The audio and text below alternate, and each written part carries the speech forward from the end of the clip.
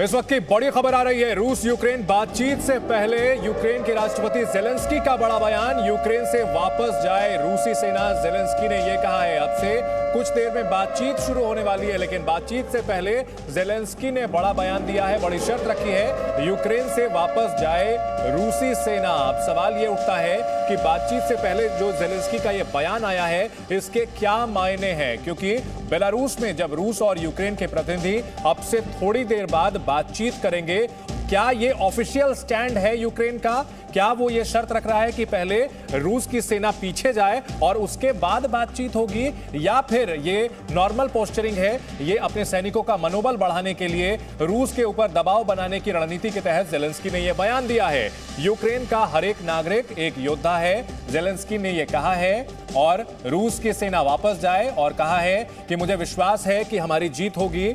Zelensky ने यह भरोसा जताया है, साथ ही कहा है कि रूस की सेना वापस लौटे। और यह बयान इस मायने में काफी अहम है क्योंकि बातचीत अब 11th आवर आ चुका है जब बातचीत शुरू होने वाली है। बेलारूस में दोनों ही पक्षों के प्रतिनिधि अब से थोड़ी देर में किसी भी मिनट बातचीत के लिए बैठ सकते हैं।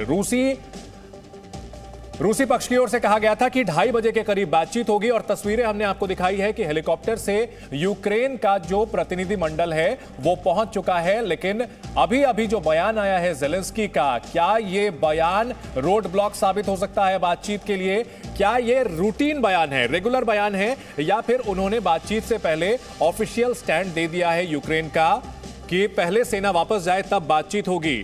रूस यूक्रेन युद्ध जिस पर हमारी नजर बनी हुई है, पल पल की अपडेट हम आपको दे रहे हैं। जेलेंस्की का अभी बयान आया है कि मुझे विश्वास है हमारी जीत होगी, यूक्रेन का हर एक नागरिक एक योद्धा है, रूस की सेना यूक्रेन की जमीन से वापस लौटे।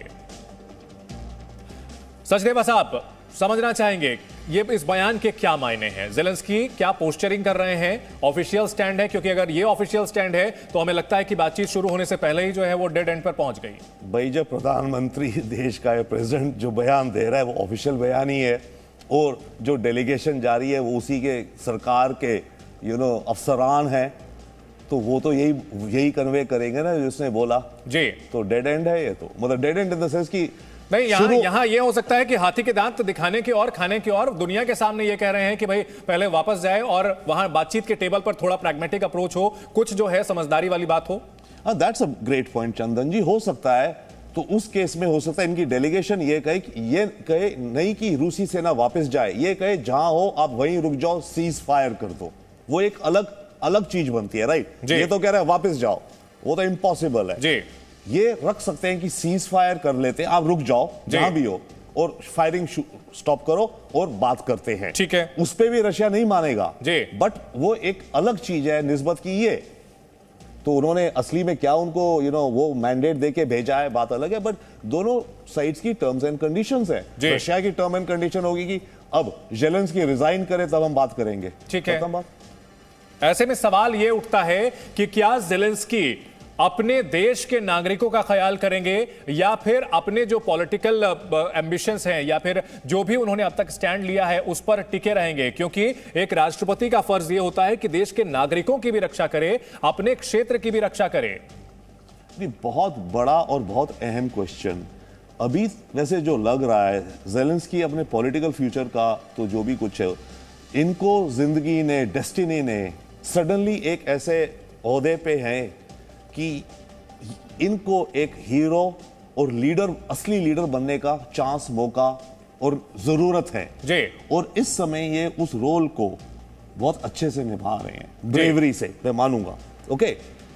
बट दूसरी बात वही है जो आप कह रहे हैं कि भाई लीडर का तो रोल ये होता है ना कि अपने देश का हित रखे और सिटीजन की डेथ ना हो, पर ये कह रहे हैं कि हमारे देश का हित है कि हम लड़ते ही रहें जी, ओके।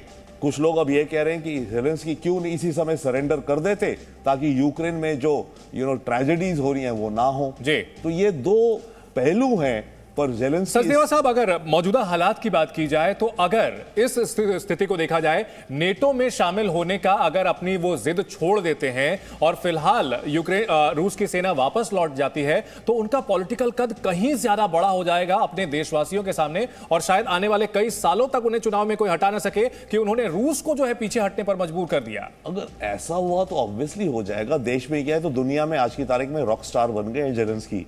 इनके इतने फैंस हो गए हैं कि क्या स्टैंड ले रहा है, इतनी डेविड और गोलियात की लड़ाई है, ब्रेवली खड़ा है और बोल रहा है और मोटिवेट कर रहा है अपने देशवासियों को। तो ये तभी मैं कह रहा हूं, जिंदगी कई बार आपको ऐसे जगह पे लाके खड़ा कर देती है कि आपके पास चॉइस होती है कि आप अपना कद उठाओ। वो चॉइस जेलेंस्की खुद अपने जहन से लेंगे, अपने नागरिकों का ख्याल करते हुए लेंगे, या फिर अमेरिका और नेटो के इशारे पर लेंगे? ये बहुत बड़ा सवाल। Great point, absolutely. इस पूरे कहानी में नेटो और अमेरिका का बहुत अहम रोल है, क्योंकि उन्हीं के तो बूते पे ये आगे बढ़ रहे हैं, राइट? तो और सेकेंडली, यूक्रेन के अंदर जो पब्लिक ओपिनियन रूस के खिलाफ हुआ जी, और इस समय जो नागरिक गन्स लेके तैयार हैं लड़ने को, ये पिछले 10-15 साल में धीरे धीरे तैयार हुआ रूस के खिलाफ ओपिनियन यूक्रेन के अंदर, और उस ओपिनियन को क्रिएट करने में अमेरिका और अमेरिकन इंटेलिजेंस ने बहुत अहम और अच्छा खासा रोल प्ले करा जी।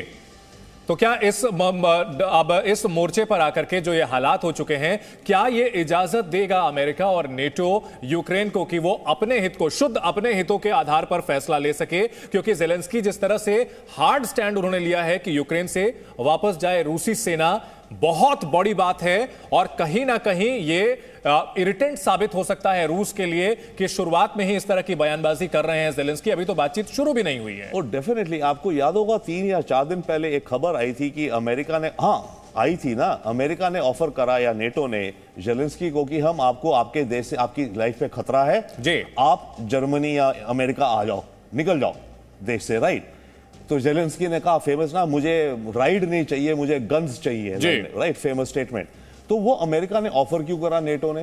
भाई उनको लगा होगा ना कि यूक्रेन गिरने वाला है, ठीक है, ये रहा तो ये नहीं बचेगा, तभी उन्होंने ऑफर करा होगा जी। नहीं तो क्यों बोलते कि तुम यूक्रेन छोड़ के आ जाओ, ठीक है, राइट? हम तुम्हें मतलब यहाँ पे असाइलम क्या, यहाँ आ जाओ, यहाँ पर अपनी तुम एक यूक्रेनियन गवर्नमेंट इन एग्जाइल बना लो, ठीक है। पर उसकी अजम्पशन तो फंडामेंटल ये हुई ना कि वेस्टर्न इंटेलिजेंस का एस्टीमेट है कि यूक्रेन गिरने वाला है, रूसी डोमिनेंस आने वाली है, तभी तो उन्होंने ऑफर करी जी।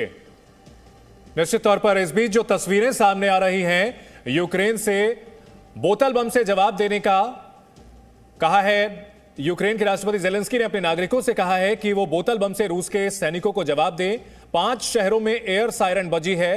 कीव की ओर बढ़ती हुई रूसी सेना, सैटेलाइट इमेज में ये बड़ा जमावड़ा दिख रहा है, और अंजाम क्या हो रहा है, जो चौथी तस्वीर है, जो सबसे दर्दनाक है कि लोग अपने घर बार को छोड़ करके सड़कों पर उतरने को मजबूर हैं, सड़कों पर दर दर भटकने को मजबूर हैं और दूसरे देशों में शरण ले रहे हैं, क्योंकि यह युद्ध का साइड इफेक्ट है जो कि राजनीतिक वजहों से शुरू होता है और वो मानवीय त्रासदी में तब्दील हो जाता है, और यही कुछ देखने को भी मिल रहा है। अब से थोड़ी देर पहले हमने आपको बताया कि WHO का कहना है कि यूक्रेन में ऑक्सीजन की भारी किल्लत होने जा रही है। 24 घंटे के अंदर ऑक्सीजन खत्म हो जाएगा, यानी अस्पताल की जो व्यवस्था है वो पूरी तरह से ध्वस्त हो जाएगी। भले ही 100 घंटे से ज्यादा वक्त से यूक्रेन रूस का मुकाबला कर रहा है, लेकिन नाकेबंदी और बढ़ेगी, हमले की इंटेंसिटी और बढ़ेगी, तो क्या यूक्रेन टिक पाएगा? अगर मिलिटरीली टिक भी पाए तो क्या उसका जो असर है यूक्रेन के नागरिकों पर पड़ेगा? हेरोइकली वो लड़ रहे हैं, बहुत ही यहां ताकत के साथ लड़ रहे हैं, और जो तस्वीरें सामने आ रही हैं वो जज्बा भी दिखा रही हैं सचदेवा साहब यूक्रेन के नागरिकों का। लेकिन क्या ये बहादुरी, क्योंकि बहादुरी और पागलपन में थोड़ा तो फर्क होगा, वो बहुत अहम सवाल है कि क्या अब पागलपन की ओर जा रही है ये लड़ाई? पागलपन की तरफ जा रही है, पर इसका पता है इसका इफेक्ट होगा आगे। अभी immediate Russian occupation, Russian army dominate कर दे, वो देखते हैं कैसे होगा। परंतु मानो रशिया ने नई सरकार, अपनी पपेट सरकार बिठा दी, यहाँ पे जेलेंस्की भाग गए, जेलेंस्की के आसपास के जो एडवाइजर, जो कट्टर एंटी पुतिन थे, उनको ढूंढ के रशियन फोर्स ने कुछ को मार दिया, ठीक है, राइट? अब ये जो नई सरकार बनेगी यूक्रेन की, ये देश कैसे चलाएगी?